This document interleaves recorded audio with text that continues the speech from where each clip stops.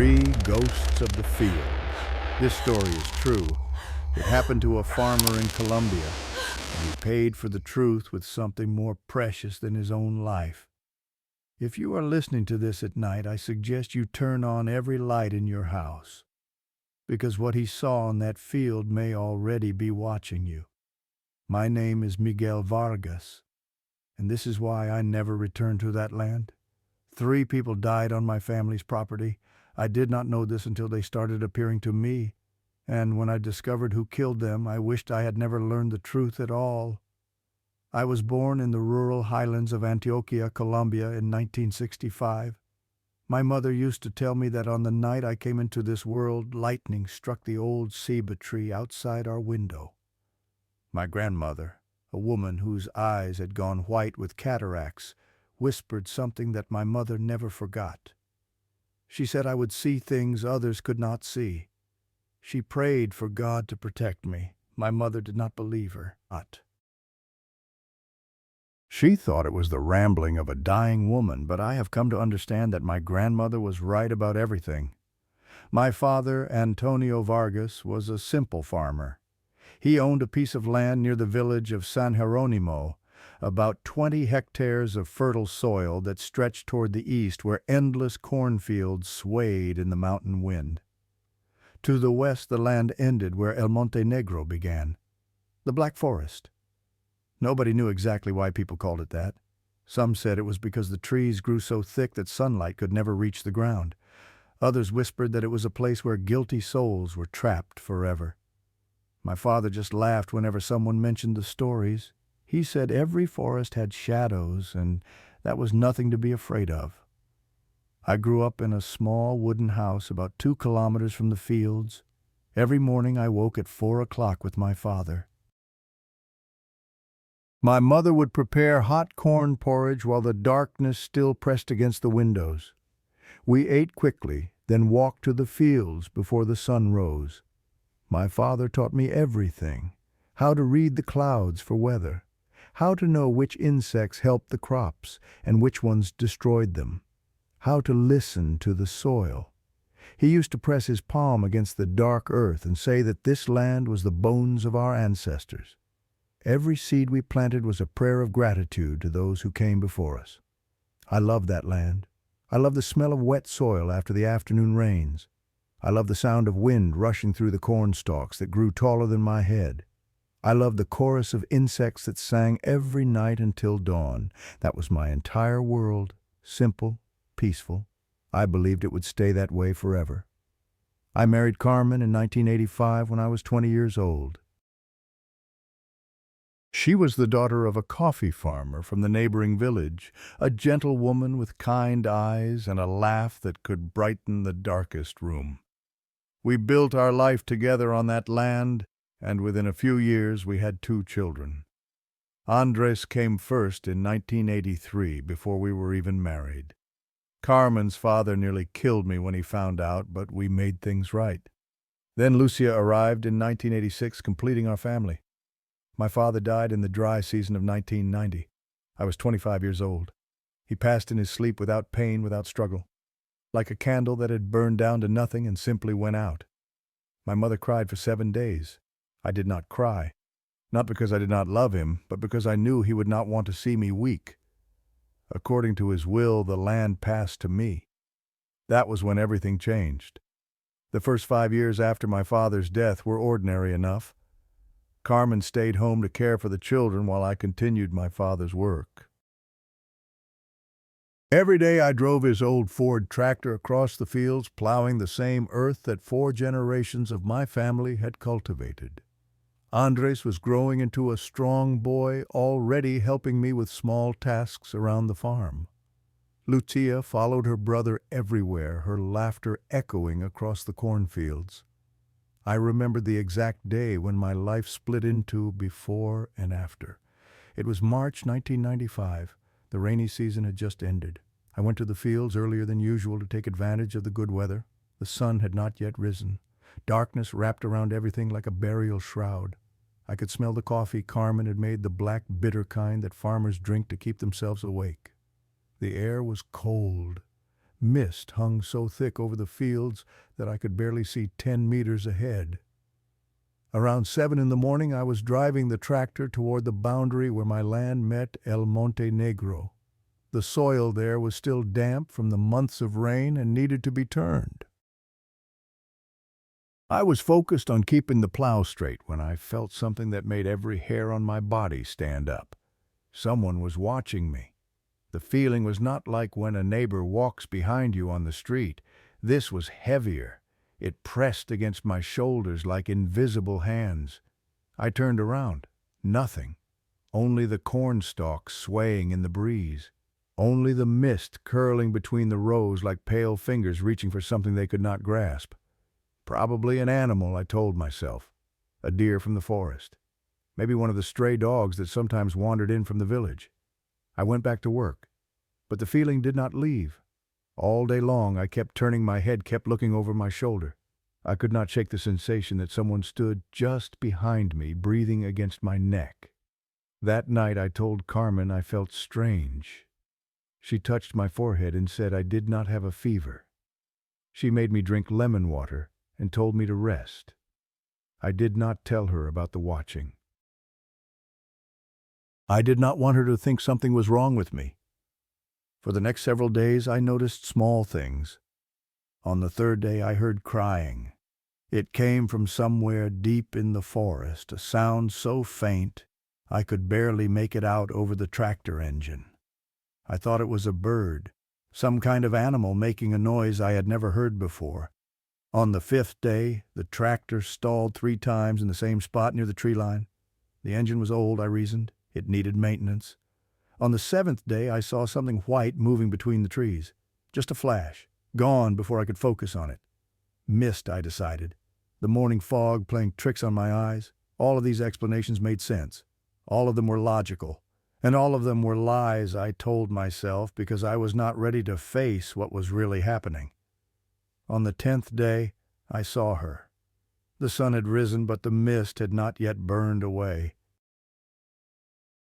I was driving toward the forest boundary when I noticed a figure standing at the edge of the trees. A woman. She stood about 30 meters from me, motionless, her outline blurred by the fog. She wore a white dress, the kind of long dress that women in the countryside used to wear decades ago. Even from that distance, I could see that it was old, stained yellow, in places torn along the hem. Her hair was black and long, hanging past her waist, tangled and wild across her shoulders. But it was not her appearance that stopped my heart. It was the sound. She was crying. Not the quiet crying of someone who is sad. This was something else entirely. This was the sound of a soul being torn apart, anguished, desperate, the kind of crying that comes when you have lost everything and there is nothing left inside you but grief. The sound cut through the noise of the tractor engine. It cut through the wind. It cut into my bones. I shut off the engine and climbed down. My first thought was that she must be lost. Someone from another village who had wandered into the forest and could not find her way out. Maybe she had been hurt. Maybe something terrible had happened to her. Whatever the case, I could not ignore a woman crying alone in the middle of nowhere. I started walking toward her. 20 meters. 15. 10. The closer I got, the clearer I could hear her words. She was speaking between sobs, her voice broken and raw. "Where are you? Why did you leave me? You promised you would come back." I was about 5 meters away when she lifted her head and looked directly at me. I stopped. Her face was not deformed. It was not twisted or monstrous. In fact, I could tell that she had once been beautiful. High cheekbones, full lips, dark eyes shaped like almonds. But something was wrong. Those eyes held a sadness so deep that looking into them felt like falling into a pit with no bottom, like drowning in an ocean of grief that had no shore. "Rafael," she whispered. The name came out like a prayer. "Is it you? Have you finally come back to me?" "No." I heard my own voice crack. "I am not Rafael. My name is Miguel. Miguel Vargas. You must have confused me with someone else."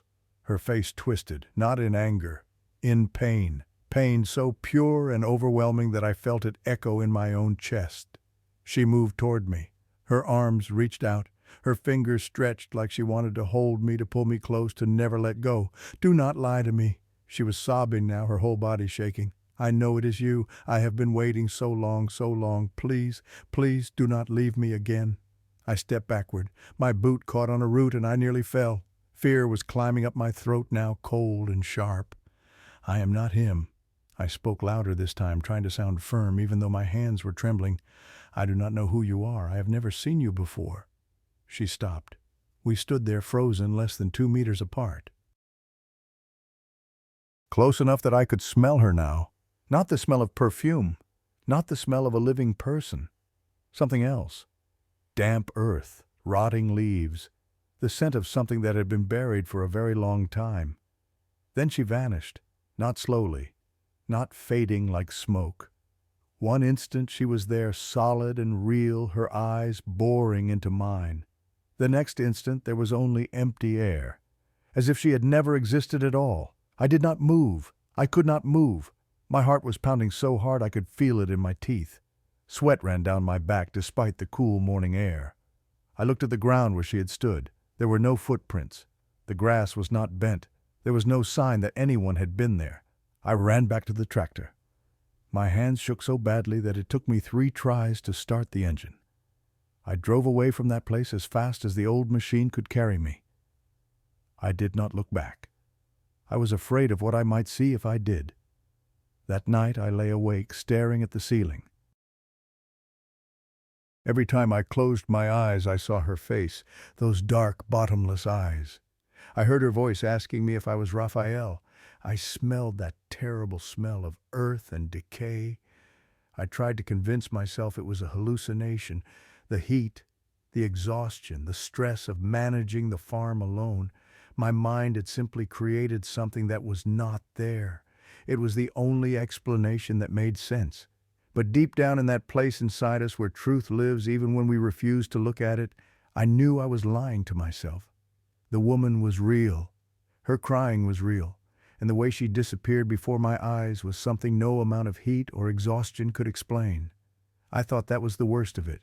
I thought if I could just endure this ghost, this sad woman searching for her lost love, everything would eventually return to normal. I was wrong, because Elena was not alone on that land. There were others. And the second one I encountered was far worse than any crying woman. It was a child. 6 months passed after my first encounter with Elena. I use that name now because I heard her say it so many times. Elena, you're Elena. The words repeated like a curse every time she appeared, every time she reached for me with those translucent hands, every time she asked if I was the man who had abandoned her. I had learned to live with her presence the way a person learns to live with chronic pain. You never forget it is there. You never stop feeling it. But you find ways to move through your days without letting it consume you entirely. When she appeared, I kept working. When she cried, I hummed old songs my mother used to sing. When she asked her questions, I said nothing. Silence became my only defense. But something was changing on that land, something I could not ignore no matter how hard I tried. The tractor began acting strangely. Not the normal problems of an aging machine. This was different. Every time I drove near the boundary with El Monte Negro, the engine would sputter and die. The first few times I blamed old spark plugs, fouled fuel lines, the usual suspects. I replaced parts. I cleaned filters. I did everything a farmer knows how to do with temperamental machinery. Nothing helped. The tractor worked perfectly everywhere else on the property. But within 50 meters of the forest edge, it would choke, cough, and go silent, as if something was draining the life out of it. Then the other equipment started failing. I carried a flashlight with me whenever I worked past sunset. The batteries were new, purchased just that week from the hardware store in town. But one evening, as the shadows grew long and the forest began to merge with the darkening sky, I switched on the light and watched the beam flicker once, twice, then die completely. I shook it. I opened the compartment and checked the batteries. They were in place, properly aligned, exactly as they should be. I pressed the switch again. Nothing. The flashlight that had worked perfectly that morning was now a useless cylinder of plastic and metal. I looked up at the tree line. The mist was gathering there, curling between the trunks like pale snakes. And standing at the edge, barely visible in the failing light, I could see a shape in white. The flashlight worked again the next morning. I did not have to change anything. It simply decided to function once more as if whatever force had drained it had retreated with the dawn. My watch was next. It was a simple analog timepiece. Nothing expensive, but reliable. I had worn it for years without a single problem. One afternoon, I glanced at my wrist and noticed the hands were moving backward. Not stopped, not frozen. Moving in reverse, counterclockwise, as if time itself had decided to flow the wrong direction. I stood there in the middle of my cornfield, watching the second hand tick backward, and felt something cold settle in my stomach. When I walked 50 meters away from the forest boundary, the watch resumed its normal movement. When I returned, it reversed again. There were rules to this haunting. I was beginning to understand that. Boundaries, patterns. The closer I got to El Monte Negro, the stronger the strangeness became. Something in that forest was reaching out, and everything it touched stopped working the way it should. The radio was the worst. I had always carried a small transistor radio to listen to news and music while I worked. The voices of announcers and the melodies of old vallenados kept me company during the long, solitary hours. But after Elena began appearing, the radio started picking up interference. At first it was just static, a hissing that would rise and fall like breathing. I adjusted the dial, searched for clearer stations, held the antenna at different angles. Sometimes it helped, sometimes it did not. Then the static began to change. It happened late one afternoon when the sun was sinking toward the mountains and orange light spilled across the fields like fire. I was tuning through stations trying to find something other than white noise when I heard it, crying. Not from behind me, not from the forest edge, from the radio itself. The sobs came through the tiny speaker, distorted by static but unmistakable. A woman weeping, and between the sobs words, "Rafael, where are you? Why did you leave me? Rafael!" I threw the radio on the ground. My hands were shaking so badly I could barely control them. The crying continued, rising from the device that lay in the dirt at my feet until I stomped on it with my boot. The plastic casing cracked. The sound stopped. That night when I returned home, I found the radio sitting on the kitchen table, intact, not a single crack. Carmen said she had not touched it. She had not even seen me bring it inside. I did not sleep that night. I sat in the dark of our small living room staring at the radio, waiting for it to start crying again. It remained silent until morning, but I knew now that the boundaries of this haunting were not limited to the fields. Whatever lived on that land could reach beyond it, into my home, into my life. The following week, Elena appeared closer than ever before. I was repairing a fence post near the center of the property, a good 100 meters from the tree line. The morning was bright and warm, no mist, no shadows. The kind of day when supernatural things should not exist, when the world feels solid and rational and completely under the rule of ordinary physics. I heard the crying first, behind me, impossibly close. I turned and she was there, not 30 meters away, not 10. She was standing close enough that I could have reached out and touched her face. The same white dress stained and torn, the same black hair tangled across her shoulders. The same eyes that held more sorrow than any living person should be able to carry. But I noticed new details now. The way her skin seemed too pale, almost gray. The way her chest did not rise and fall with breath. The way she stood perfectly, unnaturally still, like a photograph rather than a person. Rafael. Her voice was a whisper that somehow filled my entire head. "Why do you keep pretending you do not know me?" I said nothing. I had learned that responding only made things worse. I turned back to my work, gripping the fence post with hands that would not stop trembling. "Look at me." She was closer now. I had not heard her move, but I could feel her presence right behind my shoulder. The temperature dropped, The warm morning air turned cold enough that I could see my own breath. I kept my eyes forward. I hammered the post into the ground with desperate focus. "Why will you not look at me?" Suddenly her hand appeared in front of my face, reaching past my shoulder toward the hammer I was holding. I saw her fingers stretch toward the wooden handle, and I saw them pass through it. Through the solid wood, through my own flesh, through everything material, as if the physical world was nothing but smoke. That was when I understood something I had been avoiding since the first day I saw her. Elena was not simply a lost soul wandering the fields. She was trapped here, bound to this land by something stronger than memory or grief. She could not leave. She could not move on. She could only exist in this terrible half-state, reaching for things she could never touch, searching for a man she would never find. I ran. I dropped the hammer and ran toward the farmhouse without looking back. Behind me I heard her crying grow louder, more anguished, more desperate than ever before. And then another sound joined it. Laughter. Soft, high-pitched. The laughter of a child. I stopped running. I stood in the middle of my cornfield chest, heaving sweat pouring down my face, and listened to that laughter echo across the land. It came from everywhere and nowhere. It bounced off the mountains, reflected through the corn stalks, filled the air, until I could not tell which direction it originated from. Then it stopped. And in the silence that followed I heard footsteps, small footsteps, light, quick, the sound of a child running through grass. I turned in a slow circle, searching for the source. The corn around me was tall over my head, blocking my view in every direction. Something was moving through those rows, something small, something fast. A flash of white appeared between the stalks about 20 meters to my left, just for an instant. Then it was gone. I waited. My heart was pounding so hard I could feel it in my temples. The sun was directly overhead, blazing down without mercy, but I was cold. So cold that my teeth began to chatter. The movement came again, closer this time.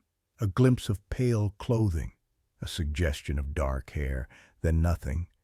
"Show yourself." My voice came out as a croak. I did not know who I was talking to.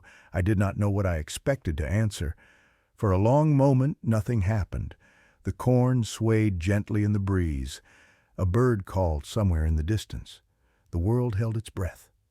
Then a child stepped out of the rows and stood before me. A boy, maybe 6 or 7 years old.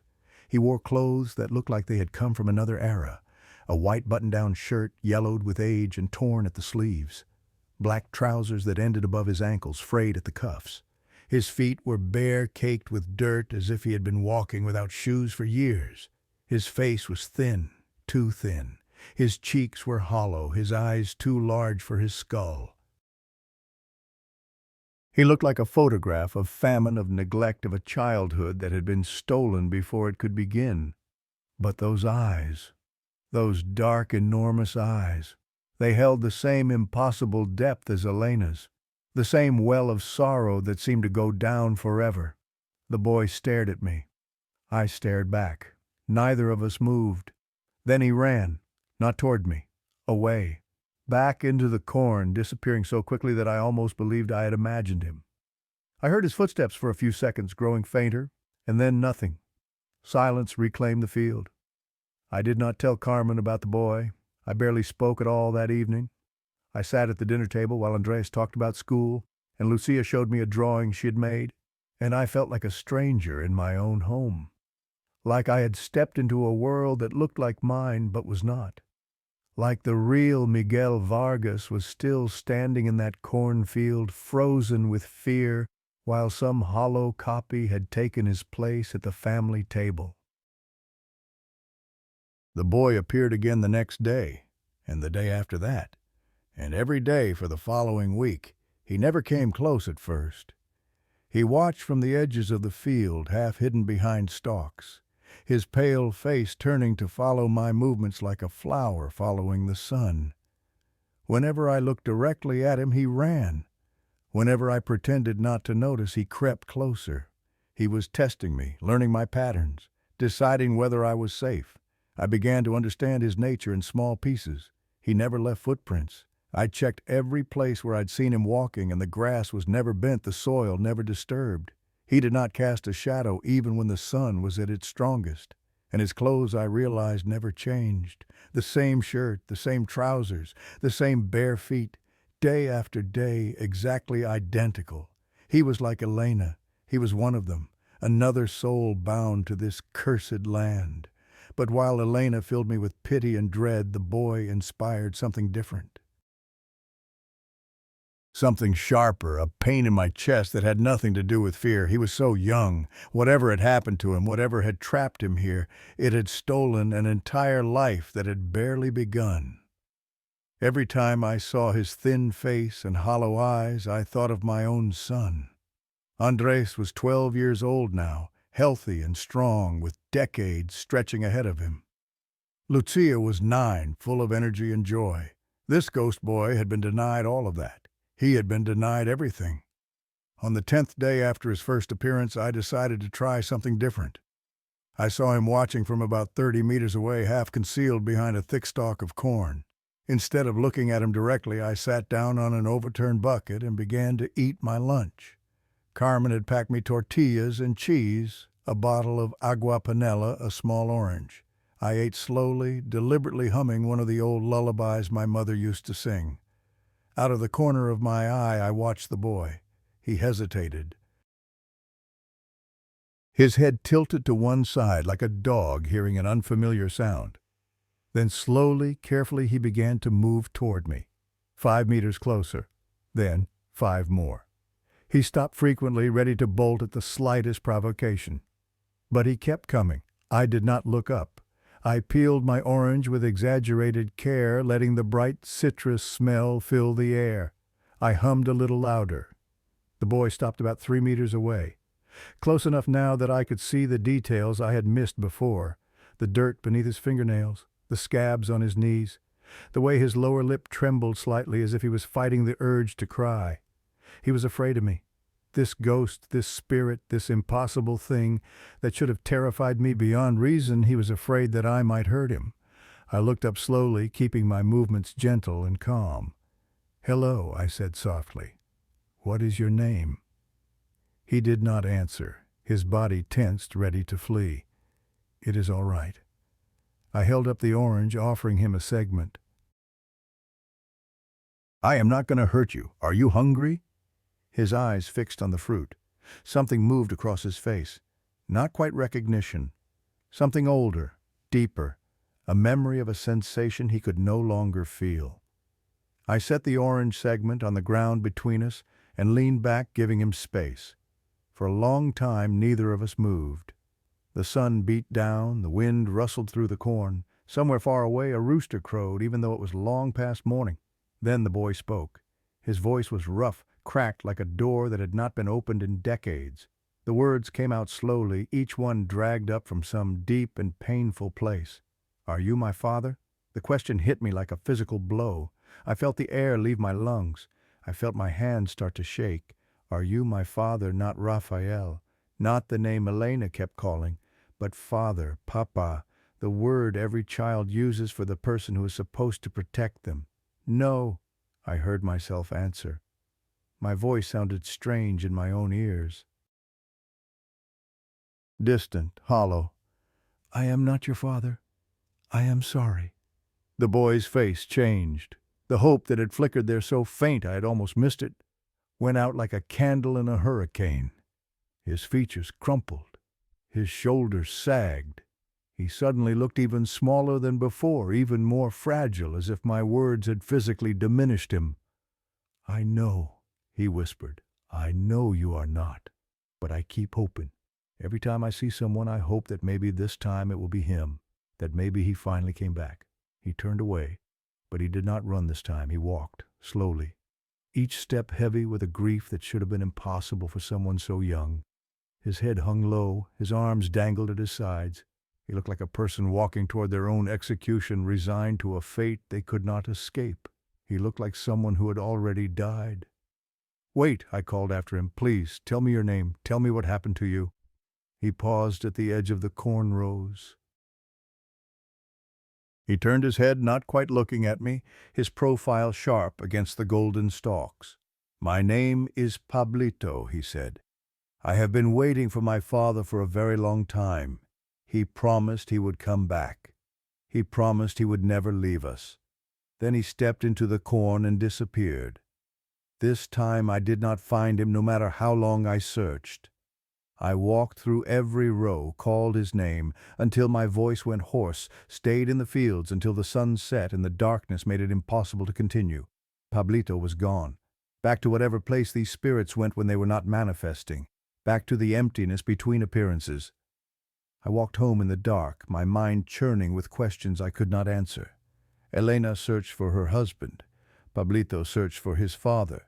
Both of them had asked me if I was the person they sought. Both had been devastated when I said no. There was a connection here, a pattern I was beginning to see but could not quite grasp. These were not random hauntings. These were not strangers who happened to die on my family's land. These spirits knew each other. They were linked by something more than geography. Wife and child. The thought came to me as I walked up the path to my house. Elena was searching for her husband. Pablito was searching for his father. What if they were searching for the same man? What if Elena was Pablito's mother?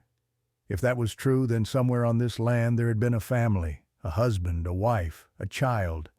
They had lived here, loved here, and something terrible had happened to them. Something that tore them apart so completely that even death could not reunite them. They were ghosts occupying the same fields, but they never appeared together. They never seemed to see each other. They were like prisoners in adjacent cells, close enough to hear each other's cries, but never able to touch. That night, I told Carmen everything. She listened without interrupting, her face growing paler with each detail. When I finished, she was silent for a long time. The children were asleep. Andres in his room, probably still reading by flashlight. Lucia curled up with her stuffed rabbit, dreaming peaceful dreams. The house was quiet. Outside, I could hear the wind moving through the trees, and I wondered if something else was moving with it. "My grandmother used to tell stories," Carmen finally said, "about people who died with things left undone. She said their souls could not rest until someone helped them finish what they started. What do you think they need to finish?" Carmen shook her head. "I do not know. But Miguel, these spirits, this woman and this child, they are looking for someone specific. They both think it might be you. There must be a reason. What reason could there be? I have never seen them before in my life." Carmen looked at me with an expression I could not read. "Maybe it is not about you. Maybe it is about your family, your father, your grandfather. My grandfather died before I was born. My father never mentioned anything strange about the land. Did you ever ask him?" The question struck me silent. The truth was I had not. The land was simply ours, passed down through generations, accepted without question. I had never thought to ask where it came from, who had owned it before us, what might have happened there before my family arrived. "There is someone who might know," Carmen said slowly. "Old Dolores. She has lived in San Geronimo her whole life. They say she knows every secret the village has ever kept. I knew Dolores Cifuentes by reputation. A woman in her 90s, half blind but sharp as a machete, who lived alone in a small house at the edge of the village. People whispered that she could see things others could not, that she remembered events from before anyone else was born, that if you wanted to know the history of something, she was the one to ask." "I will go see her tomorrow," I told Carmen. She nodded, but there was fear in her eyes. Fear not of the ghost, but of what I might discover. "Be careful," she said. "Some secrets are buried for a reason." I thought about Elena crying forever in her ruined white dress. I thought about Pablito walking away with the weight of eternal disappointment on his small shoulders.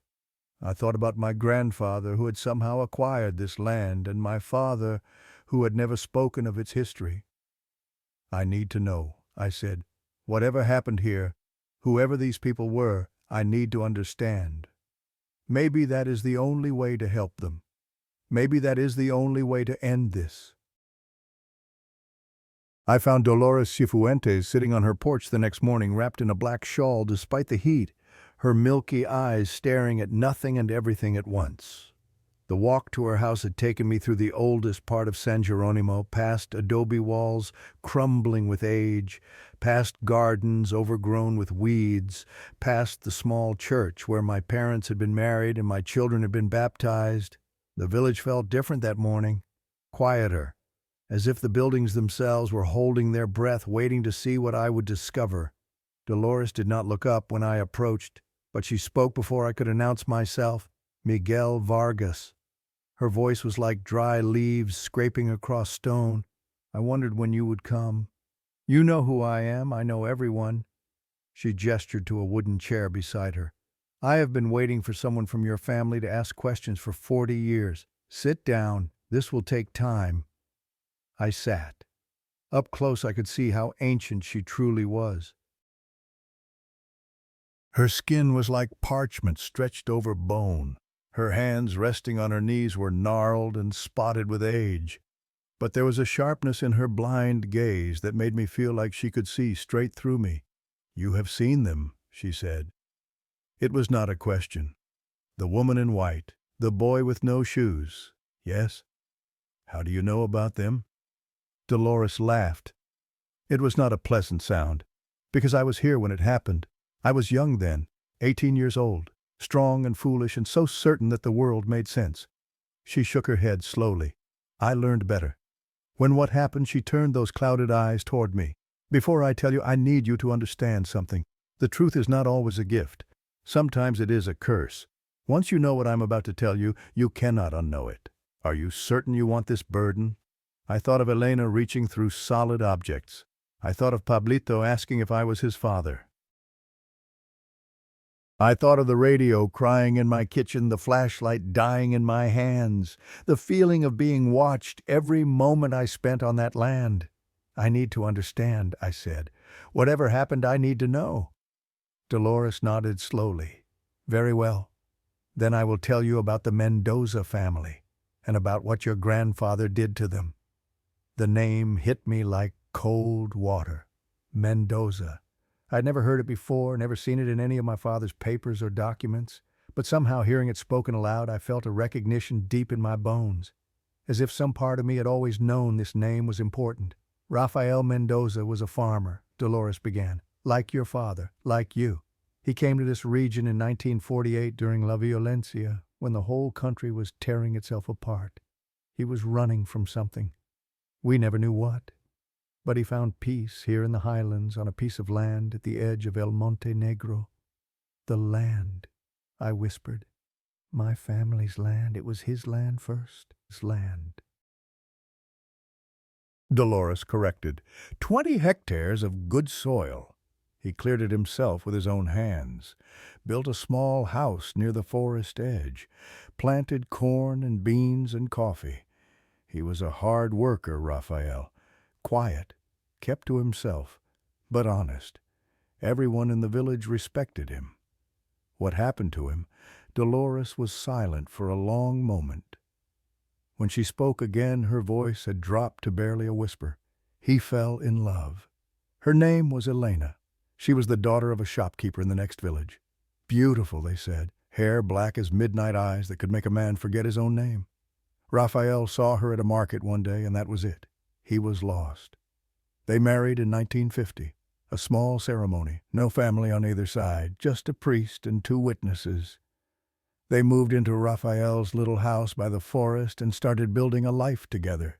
The woman I see, I said. Elena. She is the same one, Dolores nodded. The same. Though what you see now is only the shadow of what she was. In life, Elena was full of joy. She laughed constantly. She sang while she worked. The neighbors could hear her voice carrying across the fields, and they said it was like listening to angels. Their son was born in 1949, before they were even married. Pablo. Pablito, they called him. A healthy boy with his mother's eyes and his father's stubborn chin, Rafael adored that child. He used to carry him on his shoulders through the cornfields, showing him the land that would one day be his.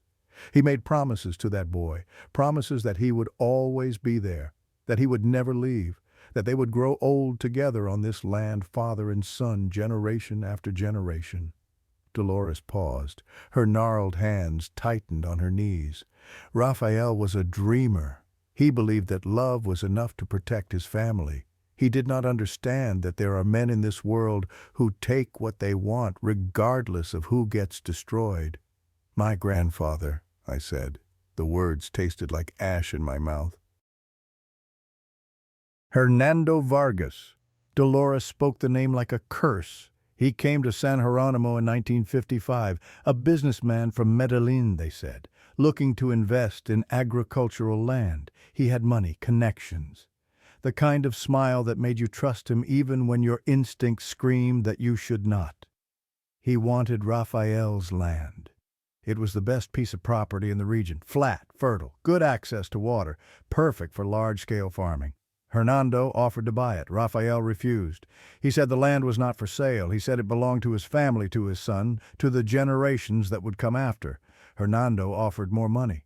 Rafael still refused. Then the pressure began. Dolores described it in fragments, small acts of sabotage, crops destroyed in the night, tools stolen, animals found dead for no apparent reason. Rafael reported these things to the authorities, but nothing was ever done. Hernando had friends in powerful places. The local police looked the other way. Rafael became paranoid. He started carrying a machete everywhere he went. He barely slept. He told Elena that they might have to leave to start over somewhere else, but she begged him to stay. This was their home. This was where their son had been born. She could not bear to abandon it.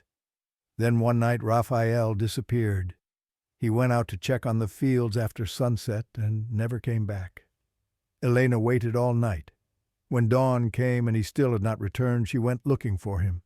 She searched for 3 days. She walked every inch of those fields, calling his name until her voice gave out. She went into El Monte Negro, even though everyone warned her that the forest was dangerous after dark. She did not care. She would have walked into hell itself if she thought Rafael might be there. On the 3rd night she did not come home either. Dolores wiped her eyes with the corner of her shawl. I could not tell if she was crying or if her damaged eyes simply leaked. They found her body a week later, in the forest. She had fallen into a ravine and broken her neck. Some people said it was an accident. Others whispered that she had done it on purpose, that the grief of losing Rafael had driven her mad, and she had walked into that darkness knowing she would never walk out. And Pablito, my voice, was barely audible. The boy vanished the same night as his mother. He was 6 years old. People assumed Elena had taken him with her into the forest. They searched, but they never found his body. After a while, they stopped looking. The village decided that the Mendoza family had simply ceased to exist. A tragedy, a mystery, nothing more. 2 months later, Hernando Vargas bought the land. He paid almost nothing for it. There were no heirs to negotiate with, no one to contest the sale. He moved his family in, your grandmother, your father, who was a young boy then, and he built a new house on the foundations of the old one. She turned those blind eyes toward me again. That is the history of your land, Miguel Vargas. It was bought with blood, and the blood has never stopped crying out for justice. I sat in silence for a long time. The morning sun beat down on the village. Somewhere a dog barked. Children laughed in a distant yard. The world went on as if nothing had changed. But everything had changed. My grandfather was a murderer. The land I had worked my entire life, the land my father had worked, the land I had planned to pass down to my own children, it had been stolen from a family that was destroyed so completely that even their ghosts could not find each other. What happened to Rafael? I finally asked. You said Elena fell in the forest, but you never said what happened to him. Dolores shook her head. No one knows. His body was never found. People assumed Hernando killed him, but there was no proof, no evidence. just a man who vanished, and a family that took his place. I stood up. My legs felt weak, unsteady. "There is more," I said. "There has to be. You said the boy was never found, but I have seen him. He appears on the land just like Elena. If he died in the forest with his mother, they would be together. They are not. They never appear at the same time. They cannot see each other." Dolores looked at me with something like respect. "You are more perceptive than I expected. Yes, there is more, but the rest I do not know. The rest you will have to discover for yourself." "How?" She reached out and gripped my wrist with surprising strength. Her fingers were cold despite the heat. "Go into the forest," she said. "Find what is hidden there. But be careful, Miguel. The dead do not always want to be found. And your grandfather's sins may have left more than ghosts behind." I drove home in a daze.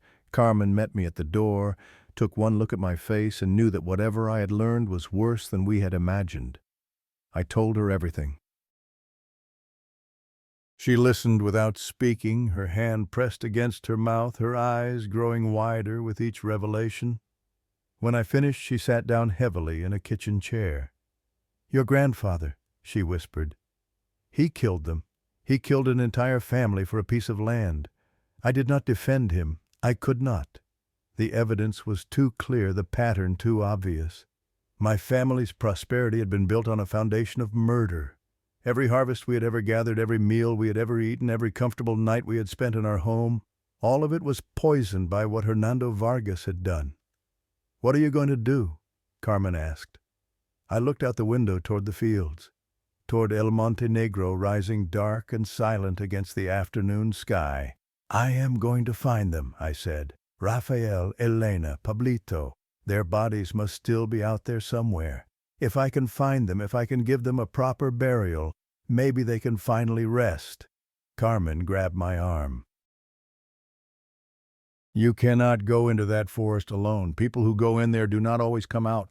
I have to try. These people, this family, they have been trapped on our land for 40 years, searching for each other, unable to find peace. My grandfather caused this. My family caused this. I have to be the one to fix it." That night I gathered my supplies: a shovel, a flashlight with fresh batteries, rope, a machete. I put on my heaviest boots and my thickest jacket. I kissed my sleeping children and held Carmen for a long time without speaking. Then I walked out into the darkness and headed for El Montenegro. The forest swallowed me whole. That is the only way to describe it. One moment I was walking across my fields, the familiar corn stalks rustling in the night breeze. The next moment I crossed an invisible threshold and everything changed. The temperature dropped instantly. The warm night air became cold, biting cold, the kind of cold that sinks into your bones and refuses to leave. My breath plumed white in front of my face, even though it was the middle of summer. The sounds changed too. The chorus of insects that always filled the night went silent the moment I entered the trees. The wind stopped. Even my own footsteps seemed muffled, swallowed by something that did not want noise to exist in this place. And the smell: damp earth, rotting leaves, decay. The same smell I had noticed every time Elena appeared, but stronger here, concentrated, as if the entire forest was slowly decomposing around me. I switched on my flashlight. The beam cut through the darkness, illuminating trees that grew so close together, their branches intertwined like fingers. The undergrowth was thick, tangled with vines and thorns that grabbed at my clothes as I pushed through. I did not know exactly where I was going. Dolores had told me to find what was hidden, but she had not told me where to look. I moved deeper into the forest, following instinct, letting something I could not name guide my steps. After about 20 minutes of walking, I heard footsteps behind me. I stopped. The footsteps stopped. I turned around, sweeping the flashlight beam across the trees. Nothing. Just darkness and shadows and the endless tangle of branches. I waited. 1 minute. 2. The silence pressed against my ears like a physical weight. Then the footsteps started again. Closer this time. I spun around. The flashlight flickered once, twice, and went dead. Darkness crashed over me like a wave. Total darkness. The kind where you cannot see your own hand in front of your face. I fumbled with the flashlight, shaking it, slapping it against my palm. The footsteps were right behind me now. I could hear breathing, slow, steady, not human breathing. Something else, something wrong. Then a voice spoke directly into my ear. "You should not be here." I screamed. I could not help it. The voice was so close, so cold, so completely unexpected that every rational thought fled my mind. I stumbled backward, tripped over a root, and fell hard on the forest floor. The flashlight came back on. I was alone. No one stood behind me. No one stood anywhere near me. Just trees and shadows and the small circle of light from my trembling hand. I forced myself to stand. My hands were shaking so badly that the flashlight beam danced across the trees. Every instinct screamed at me to run, to get out of this forest and never come back. I kept walking. The voice came again about 10 minutes later. Not behind me this time. In front, turn back, Miguel Vargas. I stopped. Ahead of me, barely visible at the edge of my flashlight's range, stood a figure. A man, old, dressed in the work clothes of a farmer from decades past. A straw hat cast shadows over his face. He stood perfectly still, watching me approach. This was not Elena. This was not Pablito. This was someone different. "Someone new. Who are you?" I called out. The figure did not move, did not speak, just watched. I took a step closer, then another. The cold intensified with each step until my teeth were chattering and my fingers were going numb around the flashlight. When I was about 5 meters away, the figure raised his head. The shadows fell away from his face. He was handsome, in a weathered way, strong jaw, deep-set eyes, the kind of face that had spent decades working under the sun. But there was something wrong with his expression, something empty, as if all the life had been drained out of him long ago, leaving only a shell that remembered how to exist. Then he smiled, and I saw that his eyes were full of tears. "You came," he said. His voice was rough, cracked with emotion. "After all these years, someone finally came. Rafael Mendoza." The smile widened, became something painful, something broken. "That was my name, once, before your grandfather took everything from me." He stepped toward me. I held my ground even though every nerve in my body was screaming to flee. "I know what he did," I said. "I know about Elena, about Pablito. I am here to help. I want to find your bodies. I want to give you a proper burial. I want to end this." Rafael laughed. It was not a pleasant sound. "End this," he repeated. "You think digging up bones will end this? You think a few prayers and some holy water will undo 40 years of suffering? I do not know what else to do." I answered honestly. "But I have to try. Your wife wanders those fields every day crying for you. Your son asks every stranger if they are his father. They cannot find you. They cannot find each other. If there is any way to reunite you, any way to give you peace, I have to attempt it." Rafael studied me for a long moment. The tears still streamed down his face, but his expression had changed. Something like hope flickered in those empty eyes. "You are not like him," he finally said. "Your grandfather." "I can see that. There is something decent in you, something he never had. Tell me where you are buried," I pleaded. "Tell me where to find Elena and Pablito. Help me help you." Rafael turned and began walking deeper into the forest. He moved without sound, his feet never quite touching the ground. "Follow me," he said. "I will show you what Hernando Vargas did. I will show you the truth that has been buried on this land for 4 decades. But be warned, Miguel, the truth is heavier than you can imagine, and some truths once revealed cannot be carried alone." I followed him. We walked for what felt like hours but might have been minutes.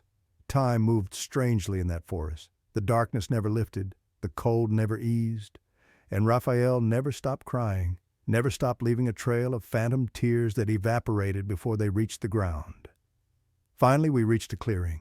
In the center stood an enormous ceiba tree, ancient, massive. Its trunk was wider than a car, its branches spreading out like arms reaching for something they could never grasp. Colombians call the ceiba a sacred tree. They say it connects the world of the living to the world of the dead. Looking at this one, I believed it. Here, Rafael said. He pointed to a patch of earth at the base of the trunk. This is where he buried me, after he hit me from behind with a rock. After he watched me bleed out in the darkness, he dug a hole right here and dropped me in like I was garbage. I felt sick, physically sick. I leaned against a nearby tree and fought the urge to vomit, and Elena Rafael pointed to another spot a few meters away. She found my grave. Can you believe that after 3 days of searching, she actually found where he buried me? She was digging with her bare hands when she fell into the ravine. He did not kill her directly, but he killed her all the same. She died trying to reach me, and her body has been lying in that ravine ever since. What about Pablito Rafael's face, twisted with a pain so intense I could feel it radiating off him like heat? "My boy," he whispered. "My beautiful boy." He turned and walked to the far edge of the clearing. I followed my flashlight bouncing off the trees, my heart pounding in my chest. We stopped at the edge of a hole in the ground. An old well long abandoned, almost completely hidden by overgrown vegetation. Without Rafael leading me, I would have walked right past it. Hernando took him the same night he killed me. Rafael's voice was barely audible. My son was 6 years old. He woke up and saw a stranger in our house and called for his papa, and I could not answer. I was already dead. He looked down into the darkness of the well. Hernando threw him down there, alive. He let a 6-year-old boy die alone in the dark, crying for help that never came. I could not speak. I could not move. The horror of what I was hearing had frozen me in place. For 40 years we have been here, Rafael continued, all 3 of us, trapped on this land, searching for each other. But we cannot see each other. We cannot hear each other. Some curse, some terrible magic that Hernando brought with him, it keeps us separated even in death. I watch Elena cry and I cannot comfort her. I see Pablito wandering the fields and I cannot hold him. We are together and completely alone. That is our hell. I thought of all the times I had seen Elena appear in one place and Pablito in another. They were looking for the same person. They were bound to the same land. But something kept them eternally apart. How do I break the curse, I asked. How do I help you find each other? Rafael looked at me with those empty, tear-filled eyes. Find our bodies, he said. Bring them together. Give us the burial we were denied. Maybe that will be enough. Maybe the curse will break when we are finally laid to rest as a family. He started to fade. His edges grew blurry like a photograph left out in the rain. But be careful. His voice was growing distant. Hernando's sins did not die with him. Some part of him remains on this land too, and he does not want his secrets uncovered. Wait, I called. There is more I need to know, but Rafael was gone. The clearing was empty. I stood alone in the darkness, the ancient ceiba tree towering above me, 2 unmarked graves at my feet. I got to work. The digging was brutal. The ground was hard-packed tight by decades of neglect. My shovel struck roots and rocks with every thrust. Blisters formed on my palms and burst, leaving raw flesh that screamed with every movement. But I did not stop. I could not stop. Every time I wanted to rest, I thought of Elena crying in the mist. I thought of Pablito asking strangers if they were his father. I thought of a family torn apart by my grandfather's greed. I dug. Hours passed. The darkness of the forest never changed, never lightened. I had no idea if it was midnight or nearly dawn. Time had lost all meaning in this place. Finally, my shovel struck something that was not dirt or stone. I dropped to my knees and brushed away the soil with my bare hands. My flashlight, which had been working reliably since Rafael disappeared, illuminated what I had uncovered. A skull, human, adult, staring up at me with empty eye sockets that seemed to hold decades of accusation.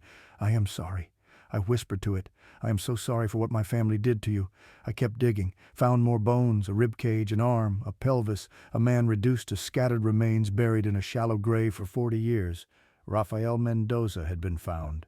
I wrapped his bones carefully in a cloth I had brought and set them aside. Then I moved to the second location, the spot where Rafael had indicated Elena lay. The ravine was not deep, but it was steep. I had to use the rope to lower myself down. At the bottom, tangled in roots and decades of fallen leaves, I found her. She was more intact than Rafael. The ravine had protected her from animals, from weather, from the slow erosion that had scattered his bones. She lay curled on her side as if sleeping, her white dress now brown with age and decay. I carried her up one piece at a time. It took nearly an hour. By the end, my arms were trembling with exhaustion and my lungs burned from the exertion. 2 down, 1 to go, the well. I approached it slowly, my flashlight beam cutting through the darkness of the shaft. It was deep, much deeper than I had expected, at least 5 meters, maybe more. The stone walls were slick with moisture and moss. I tied my rope to a nearby tree and began to lower myself down. The descent was terrifying. The rope creaked and groaned with every movement. The walls pressed in around me, damp and cold and suffocating. My flashlight tucked into my belt cast wild shadows that made the shaft seem alive. I was about 3 meters down when I heard a voice above me. "You should not have come here." I looked up. A figure stood at the mouth of the well, silhouetted against the slightly lighter darkness of the forest. I could not see his face, but I knew that voice. It was the same voice I had heard when I first entered the forest, the voice that had told me to turn back. "This is not your secret to uncover," the figure said. "This is not your sin to confess. Who are you?" I demanded. The figure leaned forward. The faint light from my flashlight caught his features, and I saw my grandfather's face looking down at me, not as I had seen him in photographs, not old and withered. He looked younger here, stronger. The man he had been when he killed Rafael Mendoza and stole his land. But his eyes were not human. They were empty, black, holes into nothing. "I have protected this family for 4 generations, he said. "I have kept these secrets buried. I have made sure that no one ever discovered what I did.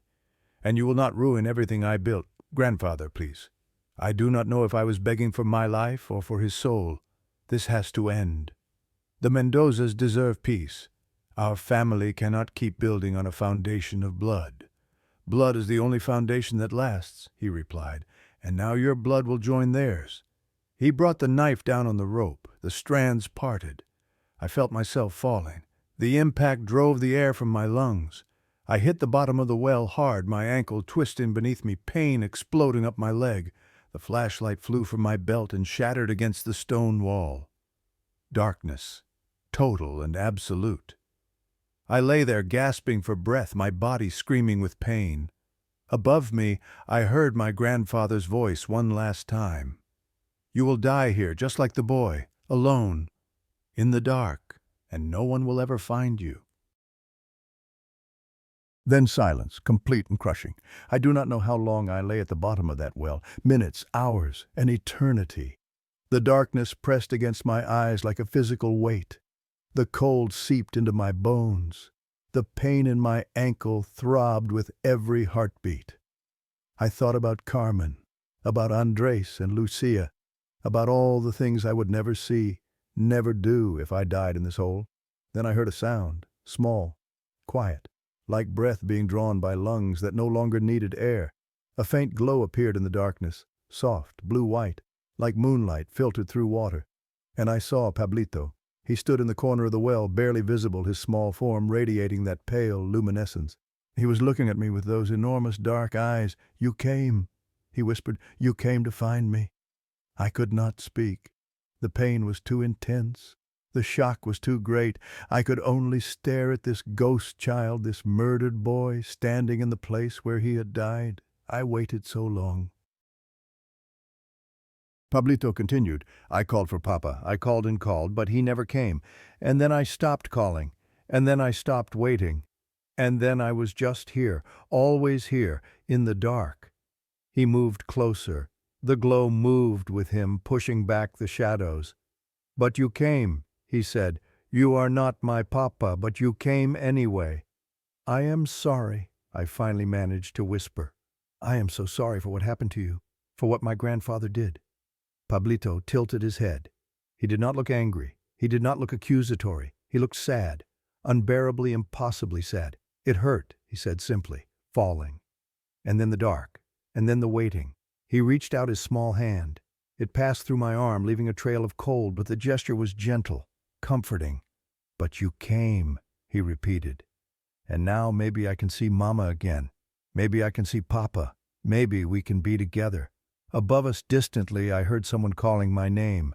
Miguel, Miguel, Carmen. She had come looking for me despite my instructions. Despite the danger, she had come. I am down here. I tried to shout, but it came out as a croak. Down the well. Pablito smiled. It was the first time I'd seen him smile. It transformed his face, made him look like the happy child he should have been allowed to grow into. She will find you, he said, and you will find us. All of us, together. The glow began to fade. Pablito was disappearing. Wait, I reached for him, even though I knew I could not touch him. I have to bring your bones up. I have to bury you with your parents. I know. His voice was barely audible now. I will help you when you are strong enough. I will help you find what is left of me. Then he was gone. Carmen's face appeared at the mouth of the well. 10 minutes later, flashlight in hand, tears streaming down her cheeks. It took her and 3 neighbors from the village to pull me out. My ankle was badly sprained. My ribs were bruised. My hands were torn and bleeding from the climb. But I was alive. And the next morning, despite my injuries, I went back into the forest. Carmen helped me this time, and her brother, and 2 men from the village who had known my father. They did not ask many questions. They did not demand explanations. They simply helped me dig up the bones of Rafael and Elena Mendoza, and then they lowered me back into the well where I found the tiny skeleton of their son. Pablito was curled in the corner just as he had appeared to me in ghost form, so small, so young. He had died afraid and alone, and his bones had lain in this darkness for 4 decades. I carried him out myself. I would not let anyone else touch him. We buried them that afternoon in the village cemetery. A priest spoke words over the grave. The whole town came out to watch. Everyone knew the story now. Everyone knew what Hernando Vargas had done. Some looked at me with suspicion, others with pity, a few with something like respect. I stood at the graveside as the sun began to set, watching the diggers fill in the hole that would finally give the Mendoza family rest. And then I saw them, at the edge of the cemetery, standing beneath an old oak tree. 3 figures, a man, a woman, a child, Rafael, Elena, Pablito. They were together. For the first time in 40 years they were together. Elena was not crying. Her face was peaceful, serene, more beautiful than I'd ever seen it. Rafael had his arm around her shoulders, pulling her close. And Pablito stood between them, holding both their hands, smiling that same transformative smile I'd seen in the well. Rafael looked at me. He nodded once, a gesture of gratitude, of acknowledgement, of farewell. Then they began to fade, slowly this time, not vanishing but dissolving, like morning mist burning away under the rising sun. Elena first, then Pablito, and finally Rafael. Before he disappeared completely, Rafael spoke. I heard his voice not with my ears, but somewhere deeper, somewhere in my soul. "The debt is paid," he said. "Our bodies are at rest, but blood debts are never fully settled. The land remembers, and what your grandfather planted will continue to bear fruit." Then he was gone. I stood there for a long time after the others had left. The sun finished setting. The stars came out. Carmen called my name from the road, asking if I was ready to come home. That night I stood in my bathroom, washing the dirt from my hands, cleaning the cuts and scrapes I had accumulated over the past 2 days. Carmen was putting the children to bed. Lucia had asked why I looked so tired, and Carmen had told her I had been working hard. Andres had looked at me with knowing eyes, as if he understood that something profound had happened. The house was quiet, peaceful. I looked up into the mirror, and I saw him, standing behind me, a dark shape in the doorway, a figure that had not been there a moment before. My grandfather, Hernando Vargas. He was not faded like the Mendozas had been. He was solid, real.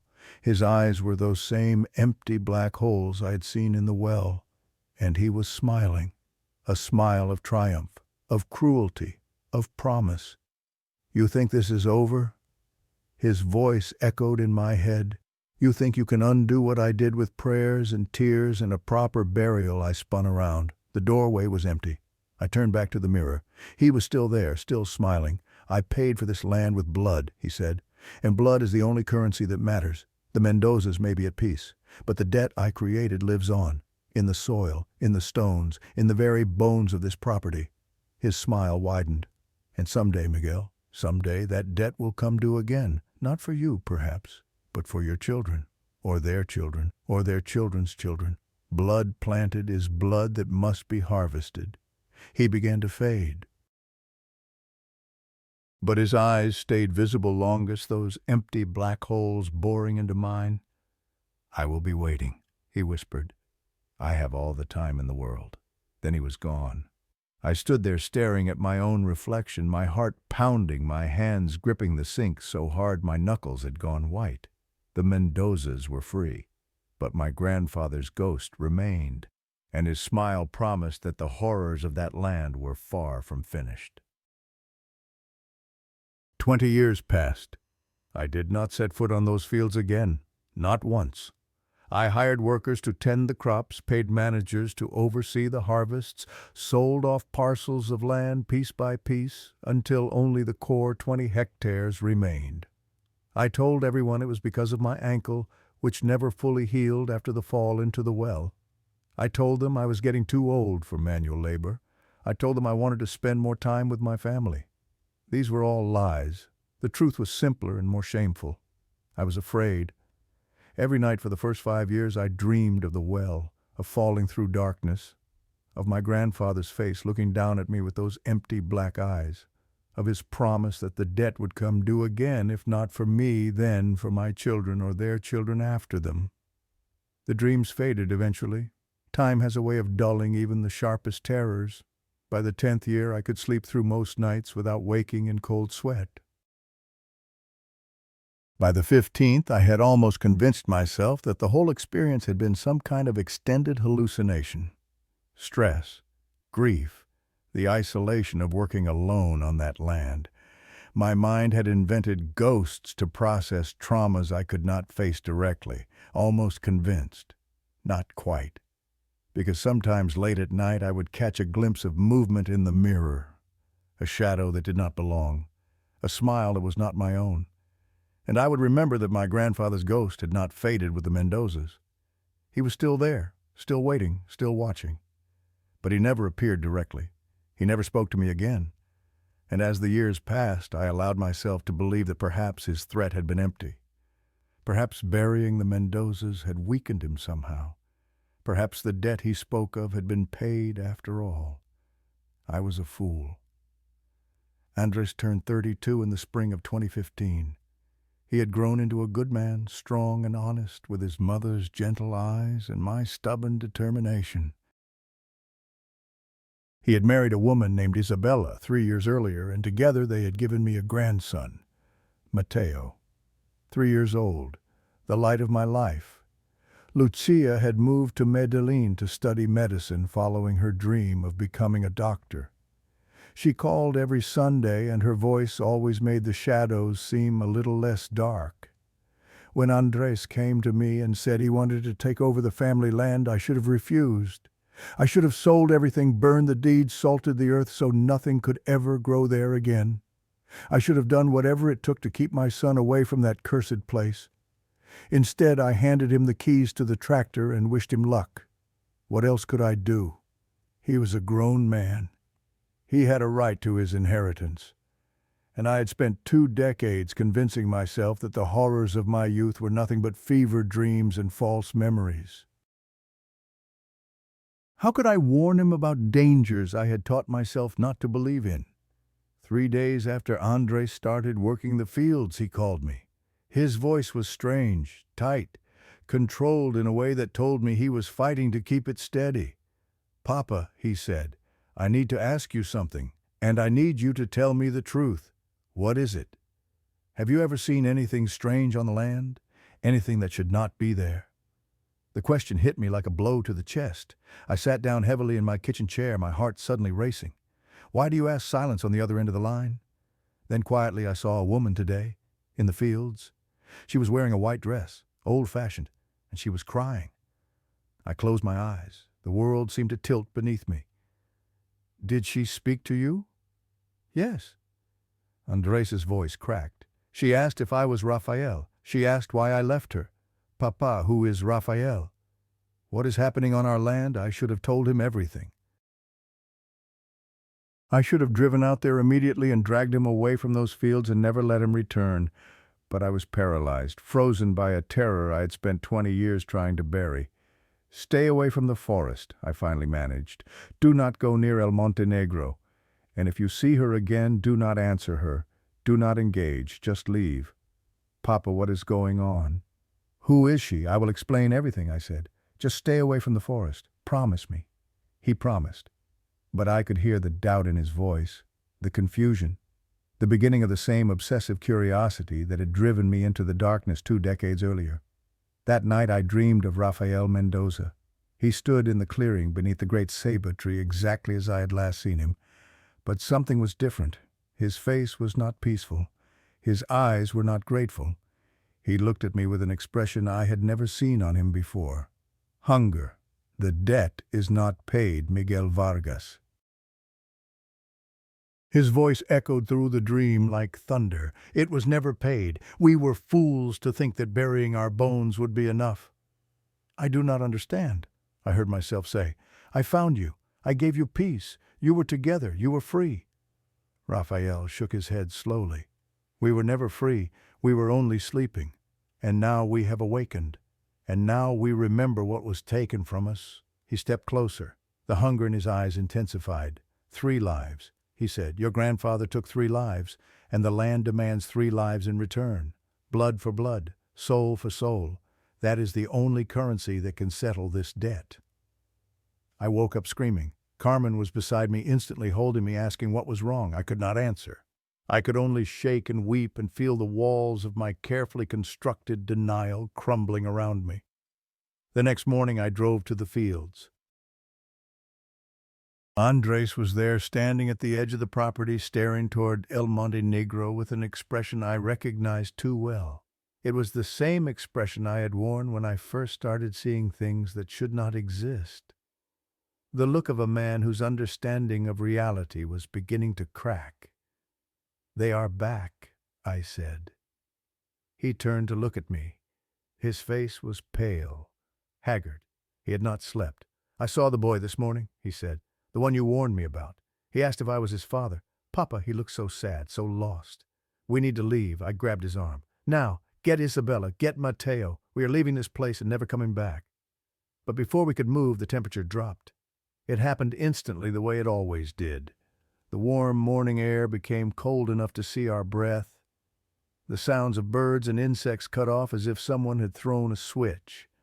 And the mist began to gather at the tree line, rolling out of El Montenegro like a living thing.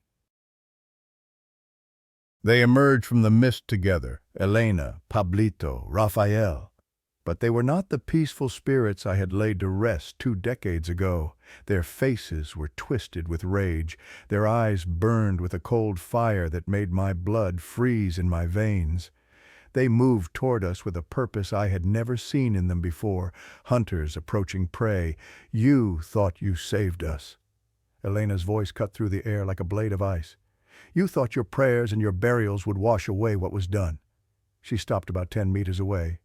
The other 2 flanked her, forming a triangle of accusation. But we have had 20 years to remember, she continued. 20 years to feel the weight of what was stolen. 20 years to understand that peace was never possible. Not for us. Not while the blood debt remains. Rafael stepped forward, his eyes locked onto mine. 3 lives, Miguel. Your grandfather murdered 3 people, and 3 people must be taken in return. Pablito raised his small hand and pointed. Not at me, not at Andres. At the car parked behind us. at the car seat visible through the rear window, at my 3-year-old grandson sleeping peacefully inside. "The child," Pablito said. His voice was no longer sad. It was cold, hungry, the same age I was when I died. "He will be the first." "No." The word tore out of me. "Please." "He is innocent. He has nothing to do with what my grandfather did. Neither did I," Pablito replied. "I was 6 years old. I called for my papa in the darkness. I died alone and afraid, and your family slept in comfort while my bones rotted in that well." Elena moved closer. The hunger in her eyes matched her husband's, matched her son's. "3 lives," she repeated. "The child, then your son, then one more." She smiled. "It was terrible. We have not decided yet who the third will be. Perhaps your wife. Perhaps your daughter in Medellin. Perhaps you yourself, Miguel. We have time. We have nothing but time." Andres grabbed my arm. "Papa, what do we do? How do we stop this?" I looked at the 3 spirits advancing toward us. I looked at my son's terrified face.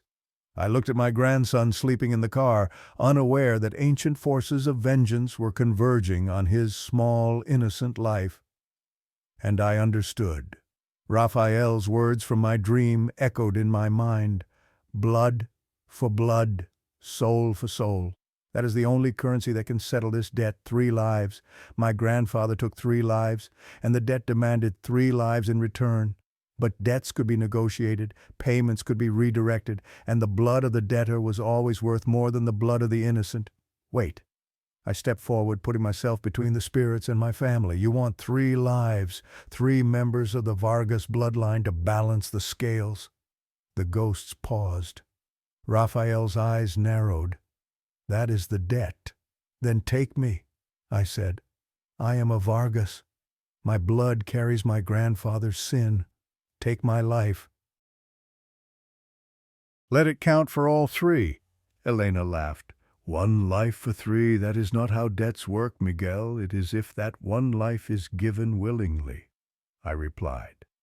"A sacrifice freely offered. In every story, in every legend, that changes the equation. Innocent blood taken by force is worth 1. Guilty blood given by choice is worth more." The spirits exchanged glances. Something shifted in their expressions. The hunger remained, but now it was mixed with something else. Calculation, consideration. Raphael stepped forward until he was close enough that I could feel the cold radiating off him like winter wind.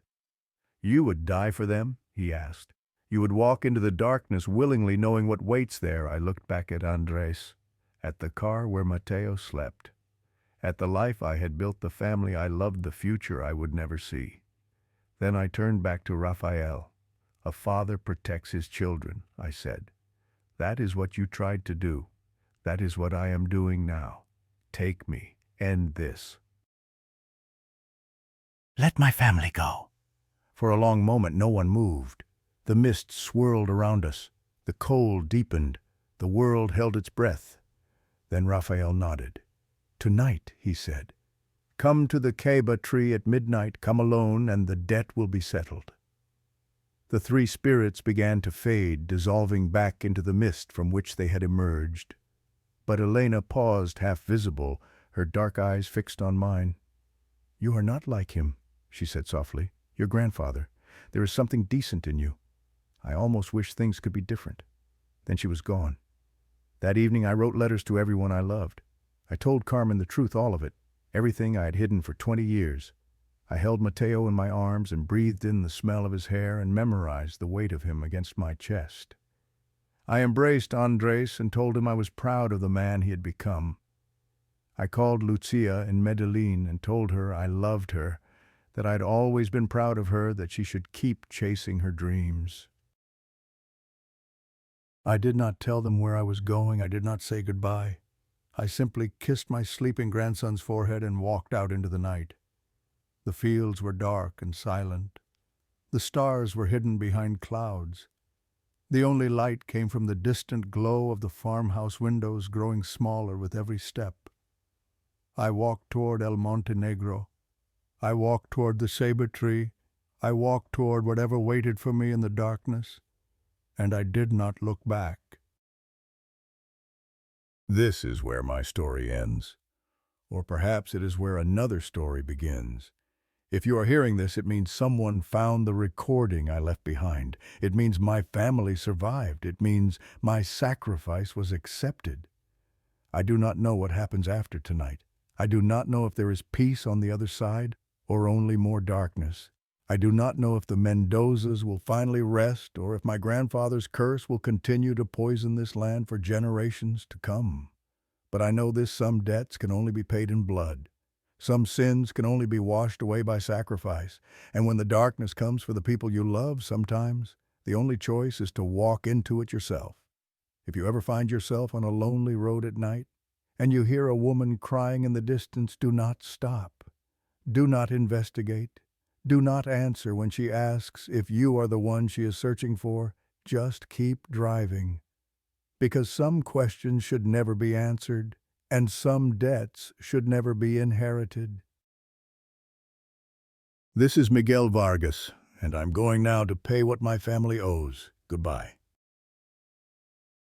The recording ends there, but those who found it say that when they played it back, there was something else at the very end. Something that was not there before. Static, soft at first, then growing louder, and beneath the static, barely audible, the sound of a woman crying, and a voice, distant and broken, whispering through the interference, "Rafael, where are you? Where are you?" Then silence. The radio clicks off by itself, and somewhere in the darkness of El Monte Negro, beneath the ancient ceiba tree, something smiles.